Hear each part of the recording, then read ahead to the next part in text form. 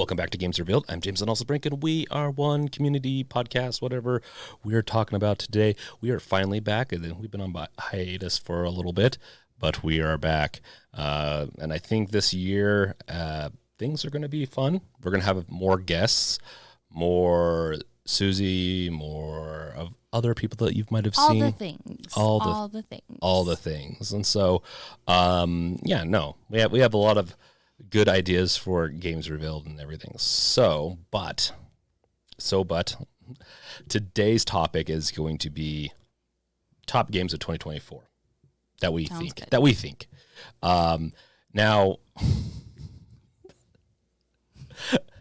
I only laugh because it's such a shot in the dark with this year's game lineup, and I've seen some of Susie's choices, and they're very questionable. Oh, lovely. Like Luigi's Mansion. I have a reason for that. You need to finish it? No.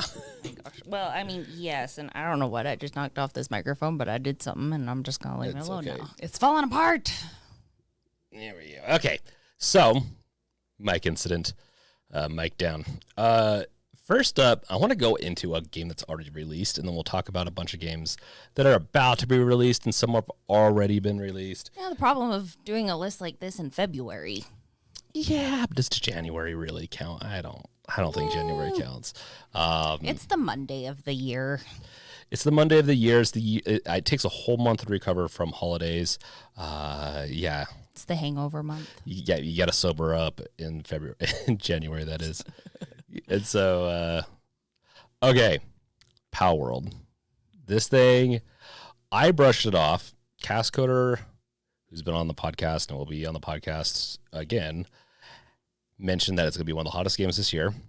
And I believed him. Once he said that, I was like, okay, maybe. But I was like, I still saw it. I'm like, It looks like it could be if you get too much of a rip-off-y kind of feel, or if it's too similar to a game and not enough uniqueness to it, it's not very fun, in my opinion. Yeah. But this game does it just right. You've seen it. Yes. We haven't given it to you yet because... You're afraid I'm going to be an addict. I am afraid. I need Palworld. No, yeah, it's going to be... Yeah. It's going to be...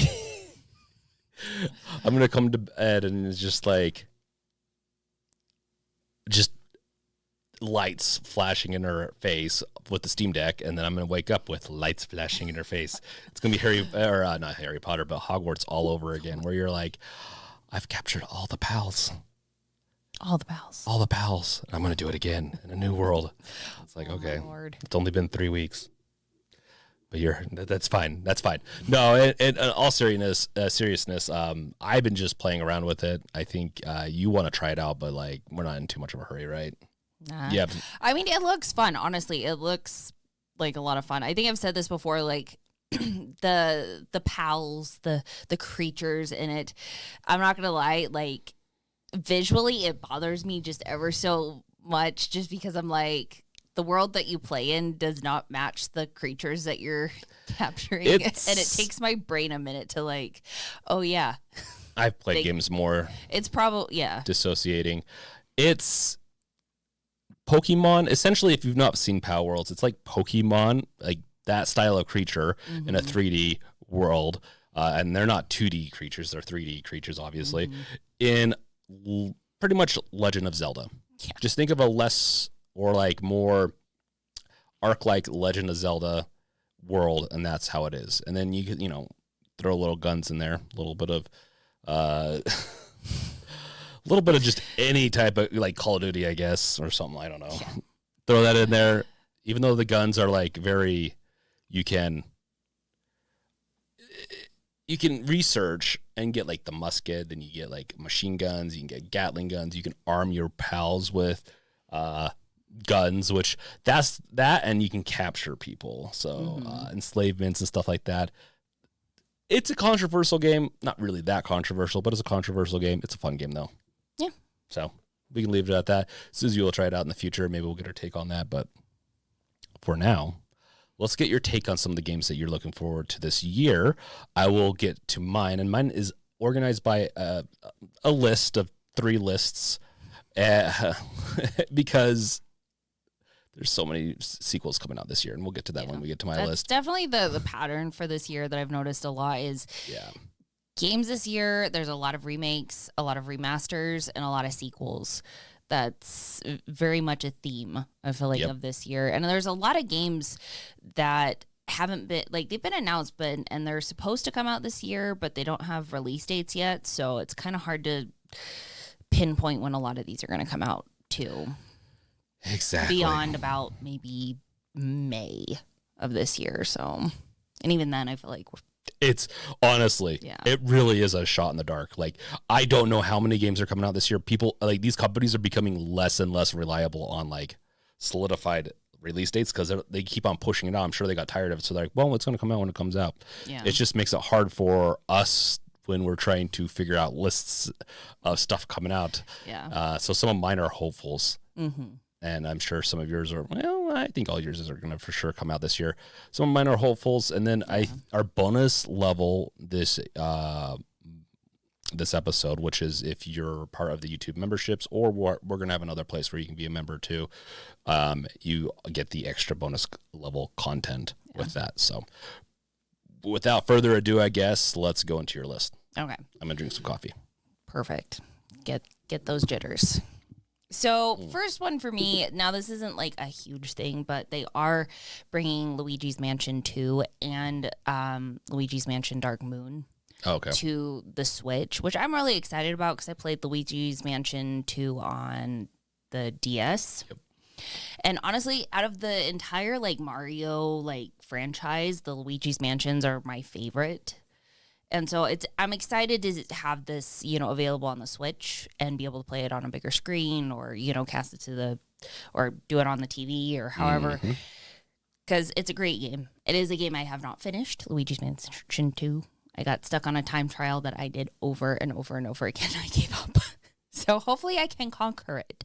But Nintendo does have some interesting ones that it's coming out with this year. I think this month there's Mario versus Donkey Kong. I think in March or April, there's a Princess Peach led one. And those look like they're going to be really good. Part of me is like a little hesitant to get super invested in Nintendo because there's all the rumors going around on whether or not the Switch 2 is coming out and stuff like that. So it's like I'm excited to see how these games are, and I think Mario versus Donkey Kong is a remake of another game. So, I think it is. Yeah, it's one of those hard things where I'm like awesome, and like I'm excited for Luigi's Mansion 2 to hit Nintendo or hit the Switch, but it is one of those things where it's like, how invested do I get into a lot of this? If they have a new device coming out, how is it going to play with the games I already have and stuff like that? So it's going to be interesting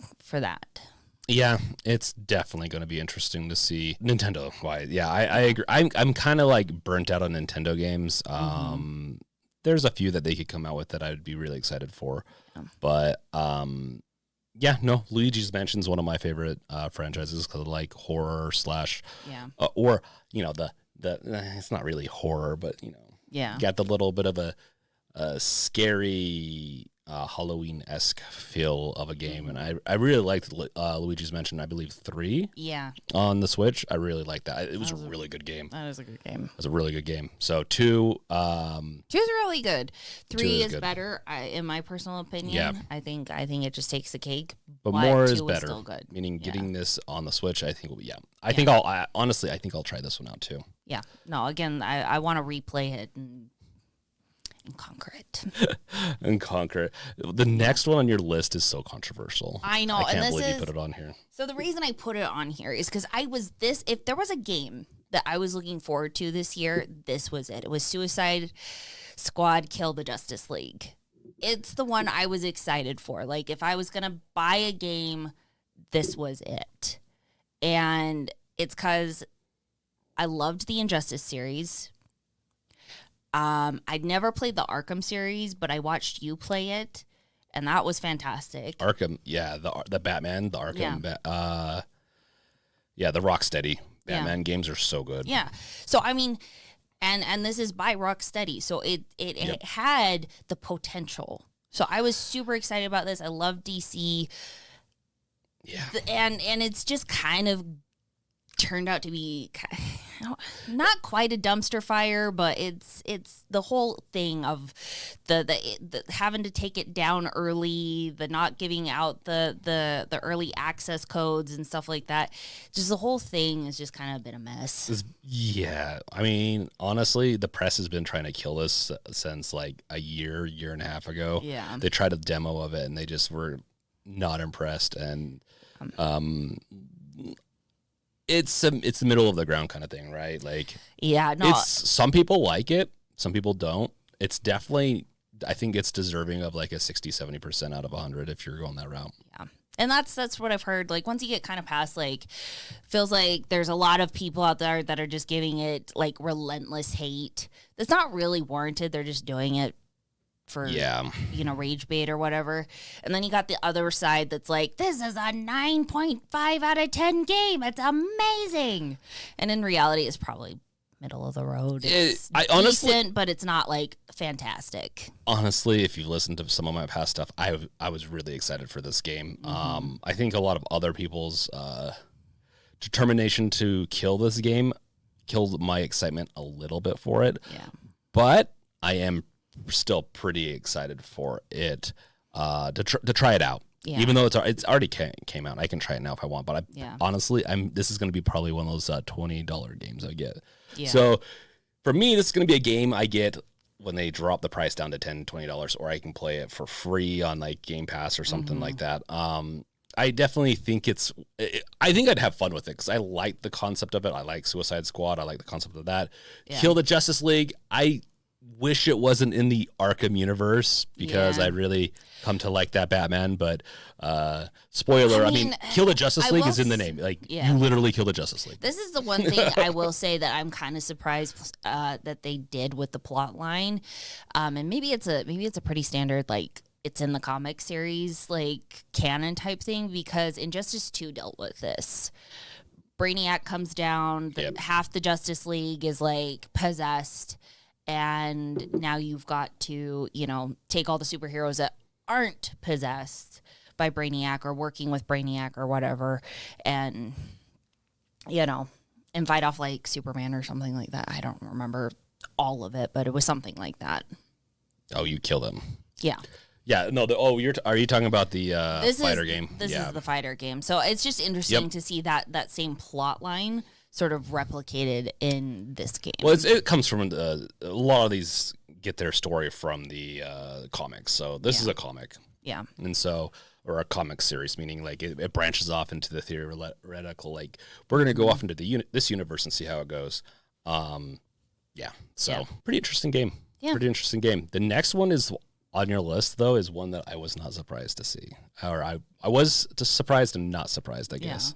Once I saw it, I was like, okay, I can see liking this. Yeah, so this is Skull and Bones. Comes out this month. In fact, it's probably a week out from recording this. To be honest, the more I've looked into this game, the more like just awesome it looks. It's made by the same people who do Assassin's Creed, and obviously that includes Black Flag, which was just a fantastic game. It's probably in the top 3 to 5 of all time, like Assassin's Creed games. I love Black Flag. I loved it so much.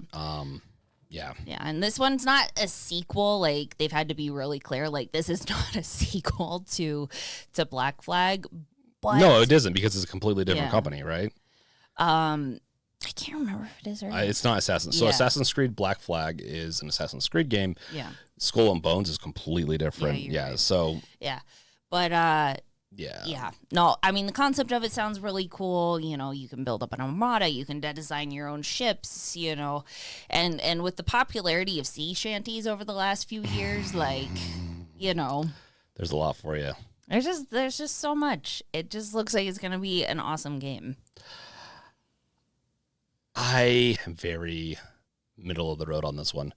I've heard too many good things, and I think it's going to be mid.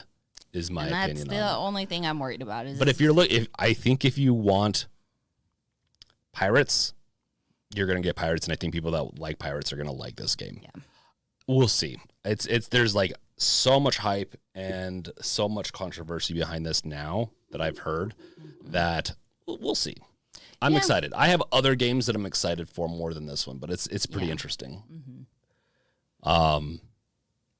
Do you want to talk about this one some more? Do you want to go on to the next one, which really starts out my fascination for your list?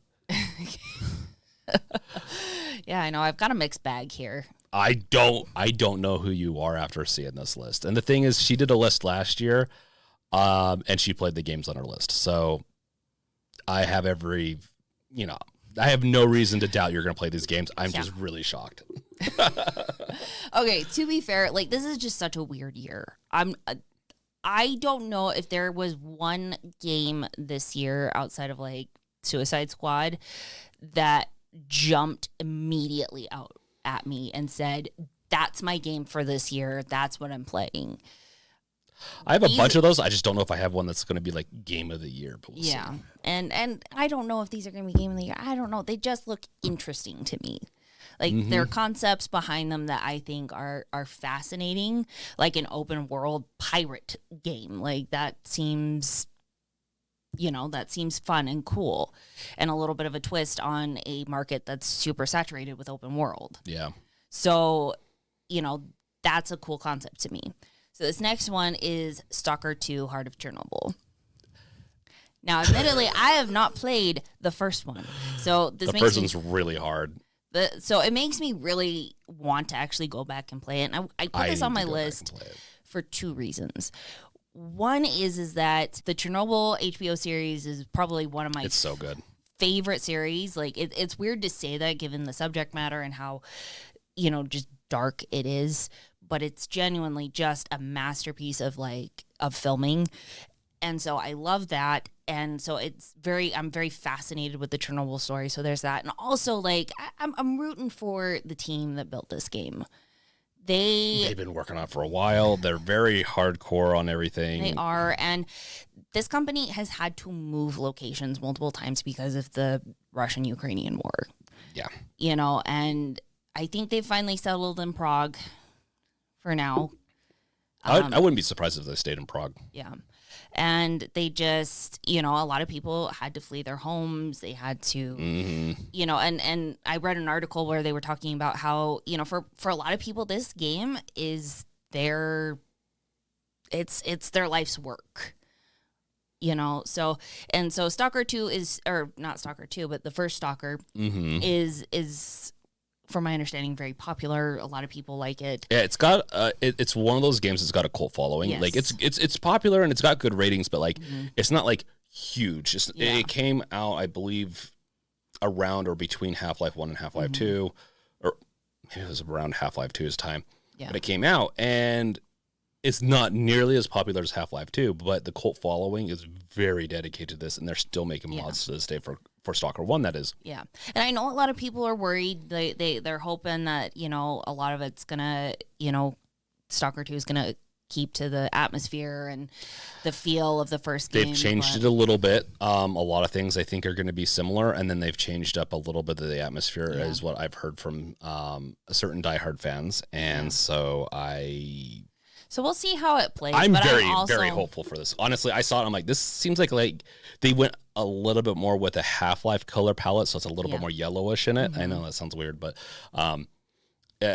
seeing some of the stuff, I'm like, if they streamline a couple of things, which people don't like, because Stalker 1 is survival FPS, and this one's supposed to be a survival FPS, so it's supposed to be difficult. It's supposed to be really raw and time-consuming of an experience.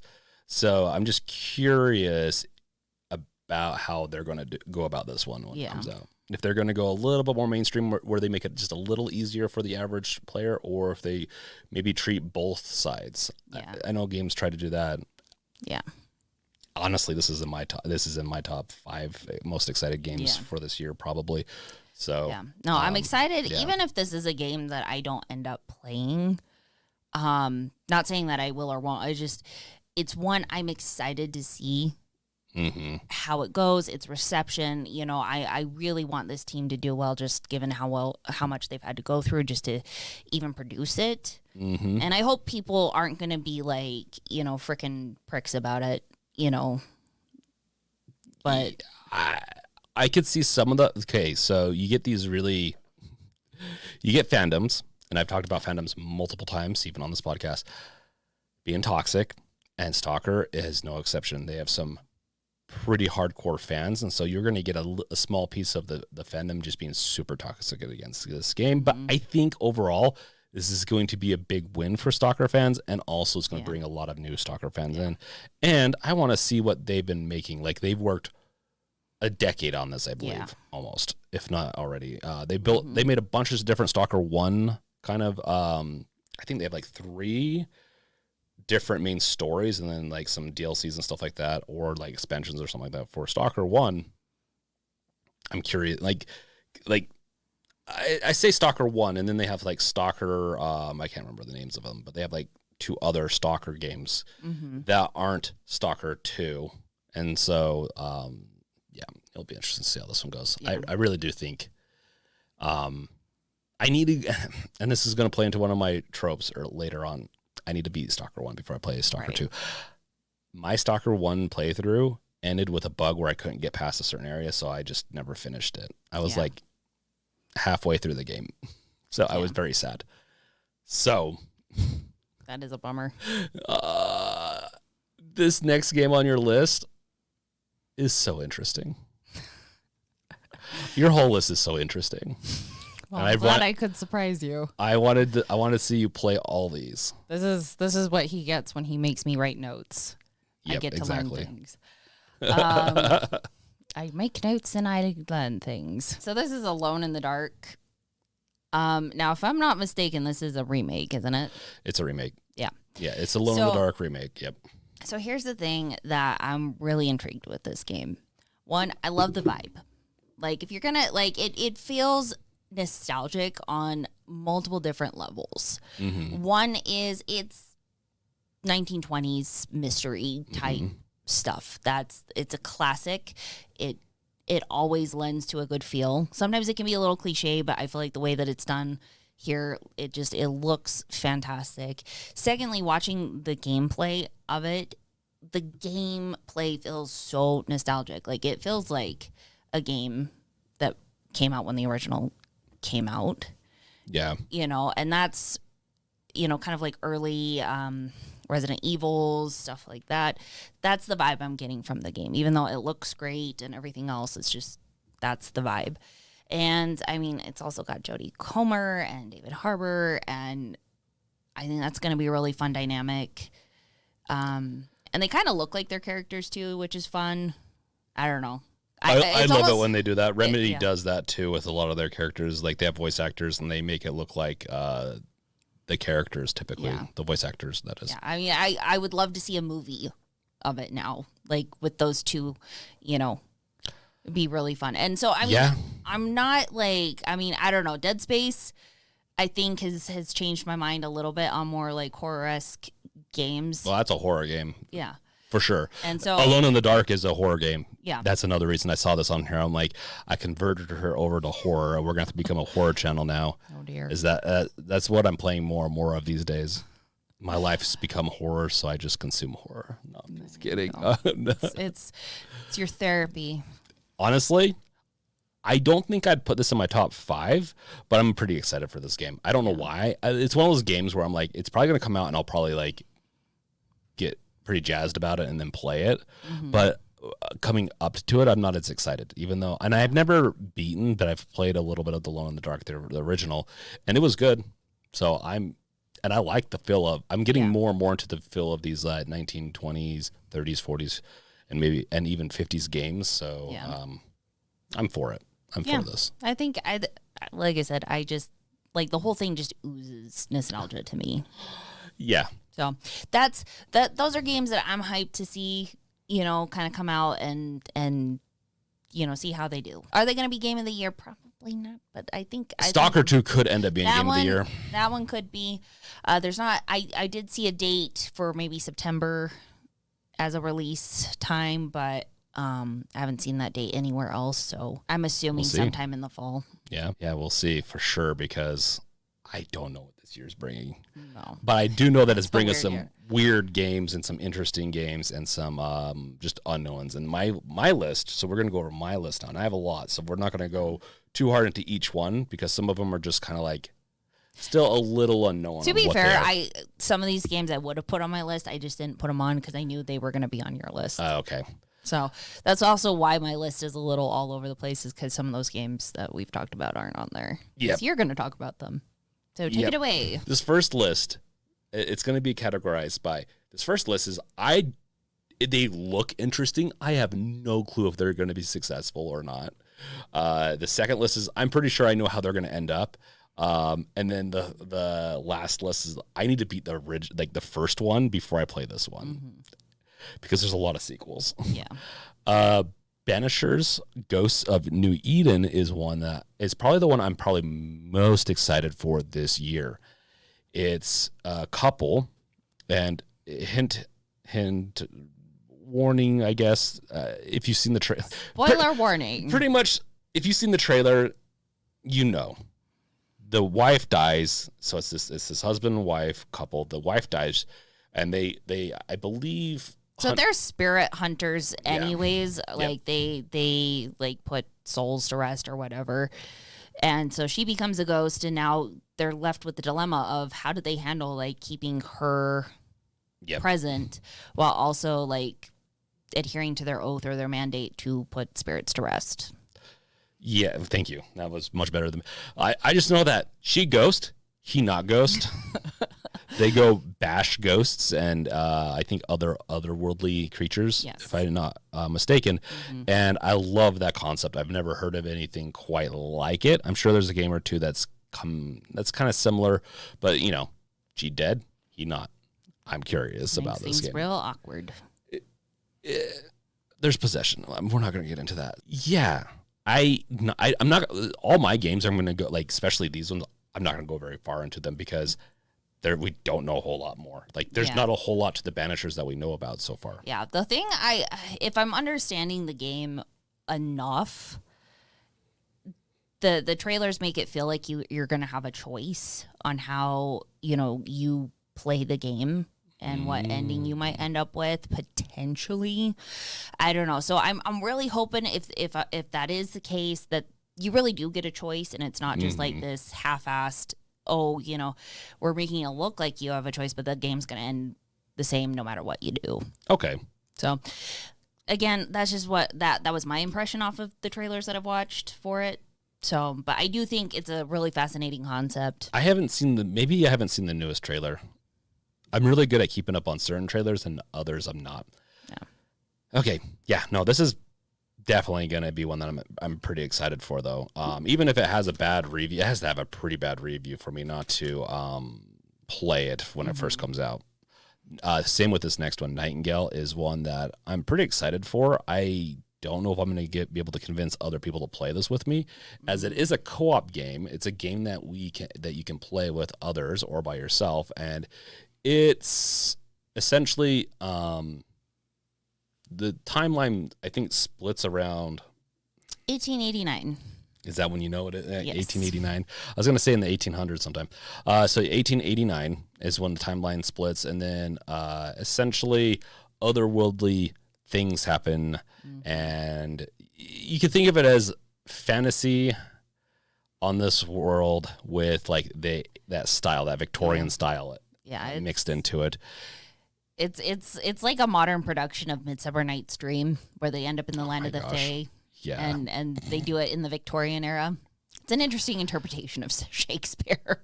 Yeah, I don't want that makes it sound not cool. So let's make it sound cool now. There's portals. There's gonna be guns and bad things to kill. So, but yeah, there's portals. It's very survival, Fae, I believe, too.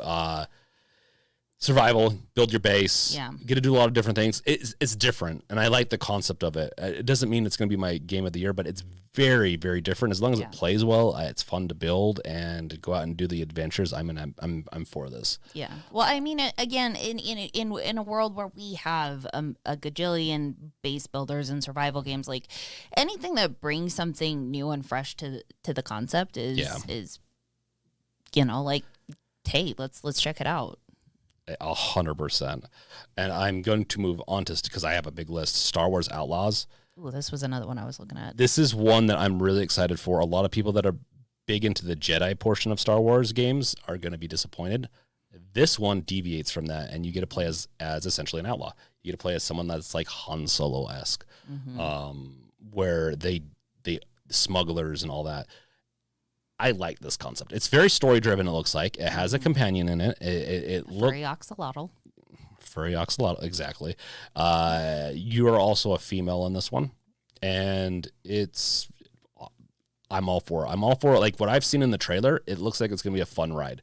It does not mean it's going to be the best Star Wars game out there, but it's going to be fun, and I'm for a different direction. I like the Star Wars Jedi games a lot, but I want something new. I don't know if this is going to come out this year, though. That's the thing. I do know that Banishers is coming out this month. Nightingale's coming out this month in the sense of February. They could be pushed back, but I think both of them are going to hit their release date.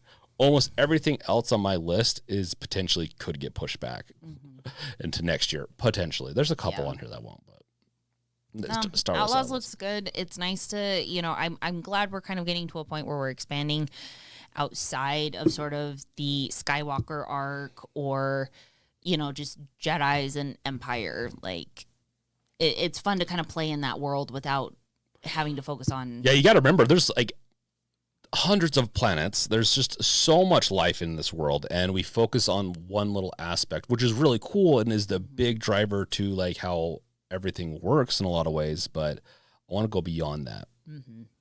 So it'll be fun to see how it turns out.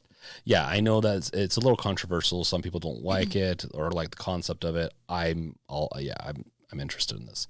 Yeah. The next one is one that people don't know much about, and me and some of the community really are liking what's coming out of this one is Pacific Drive. The game, it's a lot of these are survival games. I guess actually we're just covering all the survival, and then everything else isn't survival except for maybe one. Pacific Drive is essentially a survival car game. From my understanding, I don't think you get out of your car. You drive around this dystopian world potentially, or like the end of the world, and you have to build up your car and survive in your car. And it's like I'm just remembering Ghosts in the Car Ghost. Yeah. It's like that concept. It's if you're a car ghost and couldn't leave the car, but you could upgrade it and survive, then yes, this is the game for you. It makes me think of you're like in a DeLorean, building the time machine as you get going everywhere. I don't know how advanced the car gets. I just know that it looks fun to drive around in. You have enemies. You have, I believe, guns you can build into it. It's a base builder if you want your portable base to be your car. Beyond that, it's going to be interesting to see how well they do with this. Like, it's not on the top of a lot of lists. You have to dig sometimes, but I've seen the trailer and it looks interesting. And it's an indie game, by the way, and I'm here more and more for these types of indie games. My type of indie game I like is stuff like 7 Days to Die, Palworld, which is it's almost AA because they spend a lot of money on that, so it's AA, but it's kind of indie adjacent, and I just like games that are first person, third person, or very unique to my play style, which is those types of games. Horror is a big one too, and Pacific Drive is just going. It's got a lot of mystery, and it's definitely, as long as it's not a $60 game, I'll probably be picking it up day one. Nice. I think it will be worth it. The next one is, and I'll be honest, I had to copy the introduction to like what this game is. I've only seen a trailer that doesn't show a whole lot, except for that it's BioShock in kind of space. Okay. Judas is the name of the game. Judas. It's probably not going to come out this year, even though I think it was supposed to. And people could correct me if I'm wrong. It could come out in 2025, but I swear I saw last year a 2024 or an unknown. But there's a good chance there's a small chance that it's going to come out this year, but so I won't cover it too much. But Judas is a disintegrating starship, a desperate escape plan. You are the mysterious and troubled Judas. Your only hope for survival is to make or break alliances with your worst enemies. Will you work together to fix what you broke, or will you leave it to burn? So it's going to be like BioShock, but you get more choices. You have to work with individuals that are in this starship where I'm sure it's like broken down into areas that have their little leaders with minions and all that, and you have to figure out how you're going to fix the problem that you started. And powers, you have space, you have everything that I like in it, and as long as they don't get, I don't know, actually, they'd have to do really bad job with this game to make me not like it, because everything about it I'm here for. If you've seen this the sci-fi trailer, or I don't know what I'm talking about. Sorry, the trailer. I'm a little tired, so don't mind me. Well, and I to be honest, I didn't know this was a thing until you started talking about it 2 seconds ago. So I can't really add anything other than it does sound very much like you. Like it sounds like a game that it's in space. There's mystery. There's building stuff. That sounds like BioShock in space. Yeah. Exactly. Well, building stuff, kind of. I think you build up like little turrets and stuff, which I think you could do in BioShock in one of them. Gotcha. So, we can move on because there's a chance that one might not come out this year. Okay, Little Nightmares 3, and this is the list where I'm like, I'm pretty sure I know how these are going to end. Little Nightmares 3, Avowed, Silent Hill 2 Remake, and Stellar Blade are all games I think that are going to be, for their genre, good. But overall, will probably be mid in the sense of they're not going to be winning any awards. Little Nightmares 3 could, and Avowed, but I don't think the other two will. But Little Nightmares 3, have you seen me play Little Nightmares 1 and 2?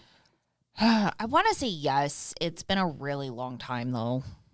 So Little Nightmares is each one you play as these children in this world of creatures that are almost adult-like, grotesque-like, and you have to wander around and survive and get from point A to point B, and oftentimes you discover yourself and your powers through the whole thing. There's some symbolism in it. The whole point sometimes is kind of weird, and after Little Nightmares 2, which I won't give away the ending because it's a spoiler, but I'm really interested to see where Little Nightmares 3 comes from and who you're going to be playing as. It is in a lot of ways a very I don't want to say adorable, but like sometimes it's kind of adorable. Most of the time it is nightmare fuel, but not in the way that you would think. It's like Coraline. It's like Coraline. That's a good way to put it. Yeah, because you have like the chef that bends his arms around and it's just really weird ways where you're just like, this is so unnatural. And so it's the uncanniness, the unnatural, where you're like, these are like really fat humans, but they do really weird stuff sometimes, or they have very weird things that they deal with. And so, Little Nightmares 3. It's going to be interesting. Avowed, I have not a lot to say about it. They just released more info on this. All I know is it's going to be Skyrim, but done by the same people that do, I think, Fallout New Vegas, or at least the studio that does Fallout New Vegas. So I'm for that. I'm not as big into these fantasy worlds that like Skyrim, even though I did beat Skyrim. I liked Skyrim. But Avowed looks different. I'm also very hesitant, meaning I'm a little worried it's going to be mid.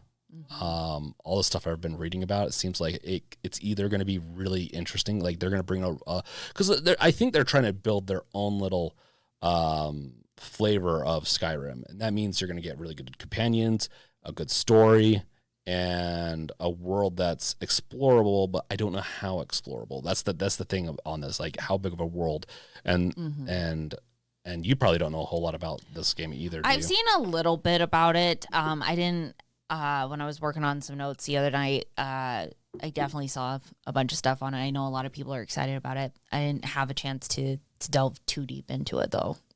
Yeah. So I kind of get the concept of it a little bit, but yeah, it's definitely one like I said. I know a lot of people are excited for it, but we'll kind of have to wait and see, like with more information and when it drops and stuff like that. Not much more to say. Skyrim in a different by a different developer, so you're going to get a lot of different takes to it. So should we move to Silent Hill 2? Silent Hill 2 Remake. Yeah, I'll flush through some of these a little bit quicker. Silent Hill 2 Remake, I'm super excited for. It's a remake, of course, of the Silent Hill 2. My favorite Silent Hill. It's a horror game. And it has like the secret ending, which I won't reveal because people get to relive that. Hopefully the remake will have that. It's got Pyramid Head. Pyramid Head is awesome, creepy, iconic. Fun, iconic. He's the thing that like creeped me out when I was a teen. Out of a lot of games I played, I think Pyramid Head was probably the most like, this is just weird, creepy, scary. Love it. Made you pull the sheets over your head at night? No, I was more worried about other things like famine, war. No, I'm just kidding. No, ceiling fans falling on you in your sleep. That did happen to me. I was more worried about stuff like that. Yes, maybe that's what it was. Like, oh no, a traffic cone's gonna fall on my head sometime. Stellar Blade is the next game. Stellar Blade is such an interesting one. It's like a bunch of people that wanted the perfect waifu, which is like a cartoon or cartoon makes it sound worse, like anime or whatever. Female that's like perfectly proportioned and everything like that has real physics, exaggerated physics of certain parts. That's not why I want to play though. Why? Because there's other characters and stuff like that. It does the problem of some Japanese games and Korean games of being too pretty, being too perfect in other areas where you need to have a little bit of grit. This is my problem with Stellar Blade. But the gameplay looks like a hack and slash RPG. I love those. Like it's a JRPG. And so I'm here for it. And if it's actionly enough, the world actually looks like it's vibrant. It's a dystopian world, at least it looks like that. And so I'm here for this game. That being said, I think I know how it's going to play. I think it's going to be a mid game. It's going to get like a 7 out of 10. I'll probably get it more on discount, but it's one that I'm looking for this year. Sounds good. Yeah. You probably have nothing else to say on that except for like the physics. No. No, it's another game that I wasn't entirely aware of. So yeah, I wasn't either until community brought it up to me on a stream, and I was like, you know what, this actually looks kind of fun. I'm gonna put this on the list because this is a game I actually would try. I just don't know at full price. We'll see what the verdict is on this game. Final Fantasy. So my next list is sequels that I need to play the original before I play these, but they're all games I'm really excited for. Yeah. Final Fantasy VII Rebirth is the next one so I believe Final Fantasy VII is going to get 3 games. So they were working on the first part so long that they decided to break it up into 3 parts just to make it longer. I don't know. But Final Fantasy VII, the first one that came out of the remakes, is very fairly big actually. And it's really good. I haven't finished it yet. I need to finish it. And I just have not. I don't know why. It's really good. But I need to finish it before getting into this. This is the continuation of that. Yeah. And I don't know. I don't have much more to say on that. I mean, funny enough, Final Fantasy VII is like the Final Fantasy that I know of because I think I was in high school when Final Fantasy VII Advent Children came out. Oh, yeah. And I knew a lot of people who were watching it. So I've seen that 2, maybe 3 times. I don't remember a lot about it, but it is the one Final Fantasy that I know of fairly well. Yep. And so it's kind of fun to see them kind of replay with it and kind of expand it, because from what I remember, it was really cool. So Cloud and Tifa, yeah, and a bunch of the other casts that I could go through, and we're not going to. But I'm excited. That's what I played in my childhood, or like preteens to teens. I can't remember when I played it, but I played it pretty early on. Final Fantasy VII, Legend of Dragoon, some other PlayStation games that were kind of like quintessential to me getting into RPGs, even though I don't play them as much because they're so long. But I still do like to play a lot of story-based heavy games, and I think Final Fantasy is one of those. Yeah. The next one is Hades 2. I have not beat Hades 1 yet. To be fair, can anyone truly beat Hades 1? There is technically an end screen, but you can keep on playing through it. It's a dungeon crawler, roguelike, where you just keep on going through a dungeon after dungeon, and sometimes you have to go through the whole dungeon the whole game a few times before you beat it. I've almost gone through it once, but I've started. That was on the Switch, and then I picked it back up on the Steam Deck, and so I'm playing through it again. So I need to get the heart to finish it because Hades 2 looks really good, and I'm really excited. This is one of the ones I'm really excited for. But you think if I was more excited, I'd finish the first one, but you got a lot on your plate. I got a lot on my plate. It's not like it's a Half-Life 2. Unlike Stalker 2, that one is on my list also. We already talked about it. I still need to beat the first one. Right. Then we got Dragon's Dogma 2. I bought it. I bought Dragon's Dogma 1. I think it's like I don't know if it's a remaster, but whatever. It's like the Ultimate Edition. I bought it not too long ago, and I do plan on playing it. And I'm excited for Dragon's Dogma 2. It's a fantasy game. Mm-hmm. I'll be honest, I don't know that much more. I've heard so many people talk about it. Yeah, this is a big one people are excited for this year. Yeah, so I'm really, but they're not going to have any fast travel, so it's all they want to make the world unique enough and interesting enough to where you have to walk everywhere or use transport. Yeah. I don't know beyond that. Maybe dragons. I don't know. This is one of the ones I added to the list. I'm like, I don't know why I'm not doing any research into this. I'm just going to trust people and play the original and then play this one. So I'm in the dark on this, but I need to play the original first. Hellblade 2 is one that I also have on my list. I need to beat Hellblade 1, which is I think you might even like it. It is horror-esque game that delves into some mental illness and stuff like that, which is interesting. And it has a lot of concepts to that are very interesting that I've heard when talking to people about this. Beyond that, I don't know the game very well. It looks very tribal-esque, horror-esque, and tribal in the sense of I think you use like it's not like modern day kind of game. I'm excited for that. I know I rushed through a bunch of that stuff, but we have a time limit. With that, that's my list. It's a pretty good list. It's a pretty long list. I'm sorry, everyone. I just started throwing stuff on here. I wasn't planning on doing all this, and then I'm like, okay, we're gonna record the podcast episode. I'm like, okay, we'll just touch on everything. So that's like the games that I'm. There's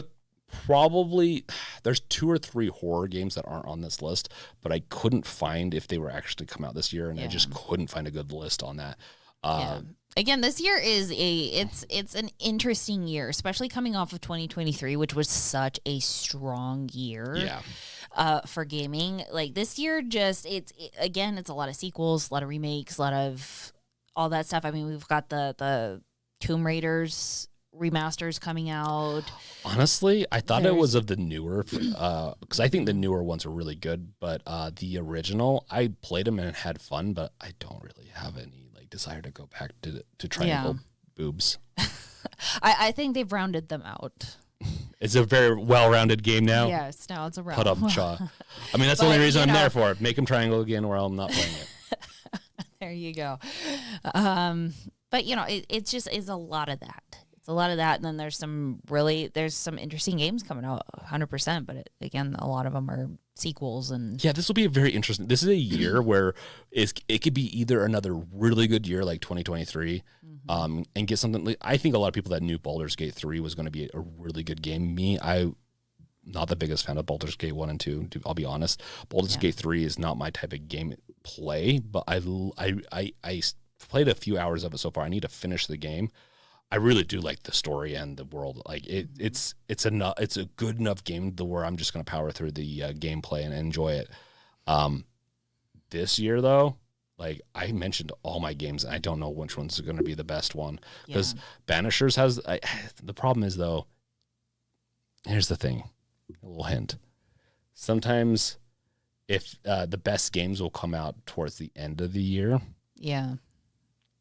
So the second half is usually when you get your best games. Yeah. It just depends. Like Hogwarts came out last year early on. Yeah. Same with Dead Space Remake. The problem is they never got nominated. Hogwarts might have been nominated once, but it was the best-selling game of last year. Yeah. Beat Zelda. But most of the games I think that won a lot of the awards, I think was in the later part of the year. Mm-hmm. I mean, it's pretty... typical for that to happen during award season anyways. Movies are similar though too. Yeah, so the season for movies are what? Around August time, I think, is when they usually plan on bringing out blockbusters. Is August? No. So typically how it goes is the first couple of months in the year are usually they don't drop anything too heavy. Yeah. Then once you sort of go into about April, you're going to start seeing a lot more blockbusters for the summer. That's what it is. August is when you start kind of getting the B tier blockbusters. It's when you get stuff that they're not sure about, and then towards the end of the year, they're going to come out with stuff that people are going to see during the holidays. And then November and December is when semi-similar for games, but horror games do come out more around Halloween because people are in the mood. I definitely am more in the mood for that, even though I'm in the mood all year round for that. I think my list will change quite a bit as we get towards the end of the year. Yeah. So we'll see. And I think a lot of the that's like Banishers. Banishers and Nightingale coming out in February is because they don't want to compete, I think, with other, because these are games that are either like, I don't know if Nightingale's indie, but like they're games that they're betting on. So it's like an August type of movie game where they're not sure. So they're going to release it in February and at least get a better sell than if they were going to release it around Call of Duty season or some other big game. I'll be honest, both those games probably have a big chance of being okay. Yeah. They could be really good though. I've seen the trailers. They look fun, but we'll see. Yeah. We'll see. This will be a very interesting year. If you're watching this on YouTube, let me know in the comments. Let us know in the comments below what the few games that you're most excited for coming out in the next year. What did we miss? I'm sure there's like one or two really big ones that I've been talking about for a while, and I just didn't include it on my list. So I'm curious what you guys have to say. Yes, I am. And then watch. I don't know, that got real awkward. I don't know, but I was going somewhere. Go check out our bonus level after this, and we will catch you guys next time. Peace. Yep. Sounds great. Thanks, guys. Peace out. Bye. Later. Congrats. Secret level unlocked. You can find us on YouTube, Instagram, Twitter to curb that craving for more. If you like this episode, then make sure to leave a like, rating, follow, or whatever the platform has. Also, make sure to check out our merch at shop.gamesrevealed.com or shopundead.com. Peace.